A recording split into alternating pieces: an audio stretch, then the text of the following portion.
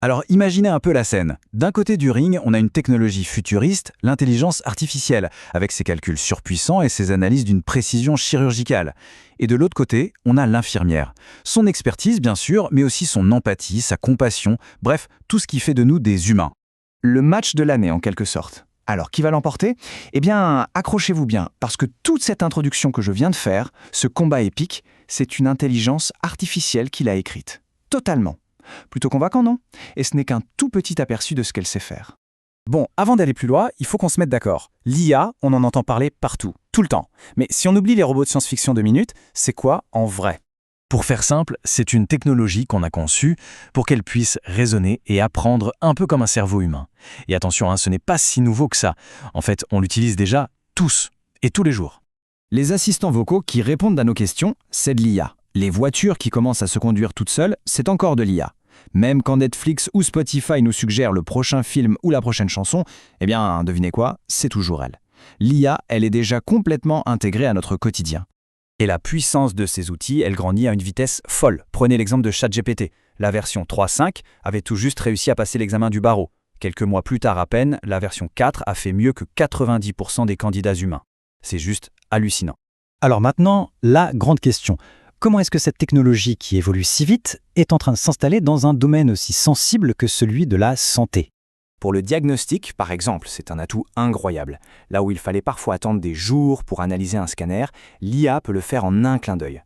Elle peut repérer des anomalies minuscules que même un œil expert pourrait rater, et elle croise toutes ces infos pour aider à poser un diagnostic bien plus précis. Et ça ne s'arrête pas au diagnostic. Il y a peu, un robot, baptisé Star, a carrément réalisé une opération chirurgicale tout seul, sur un animal. Le résultat, il a été plus précis qu'un chirurgien humain. Bon, on n'en est pas encore là pour les humains, pas encore. Forcément, face à de telles prouesses, la question qui fâche arrive tout de suite. Est-ce que la machine va finir par nous remplacer? Ou est-ce qu'il y a des choses que seul un être humain peut vraiment apporter? Steve Jobs avait une analogie que je trouve géniale. Il disait que l'ordinateur, c'est un vélo pour notre esprit. C'est une super image. Le vélo, il ne remplace pas nos jambes, il augmente leur puissance. Eh bien, l'IA, c'est peut-être exactement ça pour notre cerveau. Un outil pour nous rendre plus performants, pas pour nous effacer. Pourtant, c'est vrai, la technologie cherche à nous imiter de façon de plus en plus troublante. Regardez Ameca, c'est un robot capable de tenir une conversation complexe et de reproduire des expressions faciales avec une subtilité folle.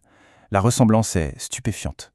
Et quand on voit ça, on ressent un drôle de mélange. C'est fascinant, bien sûr, mais il y a aussi un petit malaise. On a l'impression d'être dans un épisode de Black Mirror, comme si la fiction était en train de devenir notre réalité. Et c'est là qu'on arrive au point crucial. Ce qu'il faut comprendre, c'est que l'IA ne comprend pas vraiment ce qu'elle dit. Elle fait une analyse formelle du langage, elle aligne des mots dans un ordre logique qu'elle a appris, mais l'empathie, le réconfort d'une main sur l'épaule, le jugement éthique, l'intuition, tout ça, aucune machine ne peut le simuler. Donc non, l'IA ne va pas piquer le travail des infirmières. Par contre, ce qui est certain, c'est qu'elle va le transformer en profondeur. On se dirige vers une nouvelle forme de collaboration entre l'humain et la machine. Ce n'est pas la première fois qu'on vit ça. Quand l'imprimerie a été inventée, les moines qui recopiaient les livres à la main n'ont pas disparu. Ils sont devenus imprimeurs. Pour le personnel soignant, ça pourrait vouloir dire que l'IA gère les tâches administratives, la paperasse, la surveillance à distance, et que ça libère du temps pour l'essentiel, le contact humain, au chevet des patients. Cet avenir de la santé sera donc un mariage entre l'humain et la technologie. Mais ça soulève un nouveau défi, et il est de taille. Apprendre à faire la différence entre ce qui est crédible et ce qui est fiable. Ce tableau, il résume tout. L'IA, elle est crédible. Elle répond avec une telle assurance qu'on a l'impression qu'elle détient la vérité absolue. Sauf que ses sources sont opaques, on ne sait pas d'où elle tire ses infos et elle peut se tromper. Un professionnel de santé, lui, est fiable. Sa connaissance, elle repose sur des années d'études, sur de l'expérience de terrain et sur un jugement éthique. Il faut donc se servir de l'IA comme d'un outil surpuissant, oui, mais sans jamais mettre de côté notre esprit critique. Parce qu'au final, la question essentielle, elle reste là. Face à une décision qui concerne notre santé, notre bien-être, à qui ou à quoi accordera-t-on notre confiance? À une suite de calculs ou à une conscience humaine?